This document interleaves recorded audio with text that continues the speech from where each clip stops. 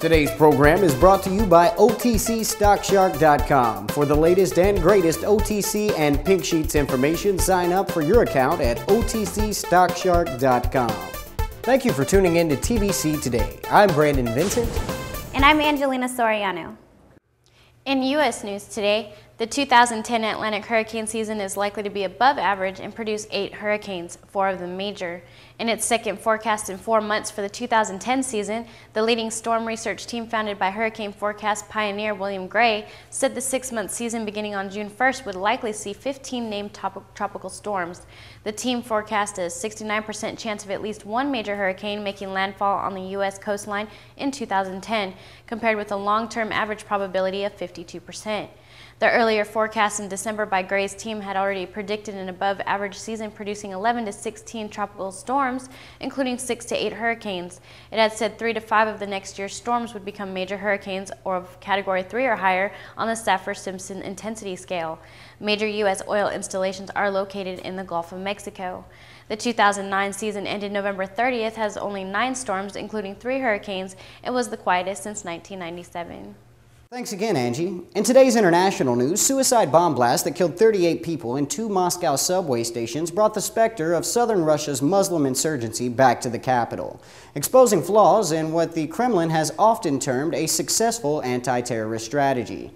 Officials said the preliminary investigation indicated both blasts were set off by women with links to the country's North Caucasus region. Militants there, largely subdued in Chechnya, have spread into nearby republics in recent years, seeking to turn them into bases for strikes into the Russian heartland. That morning's rush hour blast in subway cars confronted Muscovites with images of terror their city hadn't experienced in 6 years. Dazed passengers holding their heads in despair, choking in smoke-filled tunnels. The Federal Security Service, successor agency to the Soviet-era KGB, appeared to be a symbolic target. The first bomb exploded in Lublanka station below the headquarters of the agency, which has helped lead a harsh crackdown in the Caucasus. The massive compound in Lublanka Square also once housed an infamous KGB prison.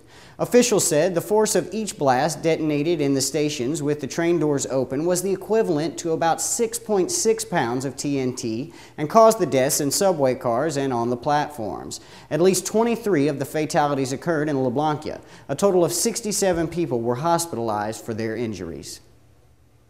Ever wish you had sonic hearing? Well, now you can with the amazing Silver Sonic XL from Bell & Howell. Now you can easily hear sounds that other people can't, and even hear conversations from clear across the room. John is a really nice guy. Yeah, he is. I hope he's enjoying his surprise party. The sleek, ergonomically designed Silver Sonic XL is lightweight and small, just like a cell phone ear adapter. Its flexible ear mount easily adjusts to fit all ear shapes and sizes, and the molded ear tip lets it fit you comfortably. And because it resembles a cell phone ear adapter, no one will ever know that you have sonic hearing. Now you can sit in the balcony and hear the orchestra like you're sitting in the front row. Keep track of your kids while they play in the park, and even hear the doorbell when you're working in the backyard. You'll be amazed at how clear and vibrant every sound is. The Bell & Howell Silver Sonic XL picks up and amplifies sounds from up to 30 yards away. You can watch TV without turning up the volume, and even watch in bed without disturbing others. Your Bell & Howell Silver Sonic XL amplifies sounds up to 50 decibels. There's a high and low switch to vary the sound intensity, and a volume control so you can set just the level you want. With the Silver Sonic XL, you might even hear things that may pleasantly surprise you. Her body is amazing. I wish I could look like that. Similar products are being sold elsewhere for $40 or more, but through this exclusive TV-only offer, the Bell & Howell Silver Sonic XL is yours for only $19.95. And just listen to this. When you call, be sure to ask about our deluxe model upgrade that's fully rechargeable and comes with its own charger, so you'll never have to buy another battery again. Get Silver Sonic XL now and start hearing things you've never heard before. Call now. To order your Silver Sonic XL, have your credit card ready and call toll-free 1-800-230-7100 or send $19.95 plus shipping and handling to Silver Sonic XL, P.O. Box 3700, Palm Desert, California. But for quicker service, call 1-800-230-7100. Health news. Regular exercise during pregnancy doesn't change a mother's body weight, but does to a small reduction in the baby's weight. The findings are important because larger birth size is associated with higher risk for childhood obesity. In a randomized trial of 84 first-time mothers, participants were assigned to either an exercise or a control group. Exercisers rode stationary bikes for 40 minutes, 5 times a week, while the other women began exercising in the 20th week of pregnancy and continued until at least week 36. The exercise didn't make any difference in the mother's weight compared with mothers who didn't exercise. Their babies were an average of 5 ounces heavier than babies born to women who exercised during pregnancy. There also was no difference in the average length of the babies. The study shows that moderate regular aerobic exercise can have a meaningful effect on a baby's birth weight without putting the pregnancy or child at risk. Thanks again, Angie. In today's tech news, turning the tables on a China-based computer espionage gang, Canadian and United States computer security researchers have monitored a spying operation for the past 8 months, observing while the intruders pillaged classified and restricted documents from the highest levels of the Indian Defense Ministry. The researchers, based at the Munk School of Global Affairs at the University of Toronto, have provided a detailed account of how a spy operation it called the Shadow Network systematically hacked into personal computers in government offices on several continents. The Toronto spy hunters not only learned what kinds of materials had been stolen, but were able to see some of the documents, including classified assessments about security in several Indian states, and confidential embassy documents about India's relationships in West Africa, Russia, and the Middle East. The intruders breached the systems of independent analysts, taking reports on several India missile systems. They also obtained a year's worth of the Dalai Lama's personal email messages. Thank you, Brandon. In entertainment news, the arena where Whitney Houston had been due to perform on April 8th and 9th said the gigs had been rescheduled for June 16th and 17th. The 46-year-old already postponed a concert in Paris last week, delaying the European leg of a world tour that received a rocky reception in Asia and Australia. French media reported that she had been admitted to the hospital suffering from throat and respiratory system infections. According to her website, Houston is next set to perform on April 11th in Glasgow, Scotland. Houston, one of the top-selling U.S. female vocalists of all time, launched a comeback last year after battling drug addiction and released I Look to You, her first studio album in 7 years that topped the U.S. and other charts.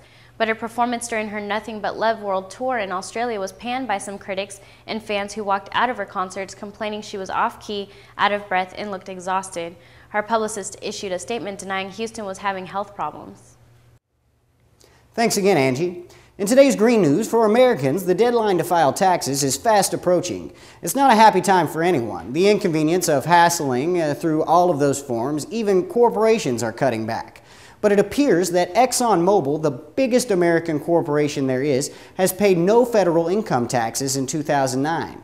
Despite record profits of a whopping $45 billion, the oil giant paid $0 in federal income taxes.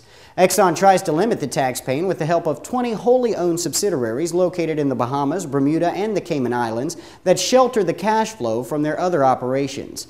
No wonder that of $15 billion in income taxes paid last year, Exxon paid none of it to Uncle Sam, and has tens of billions of dollars in earnings, permanently reinvested overseas.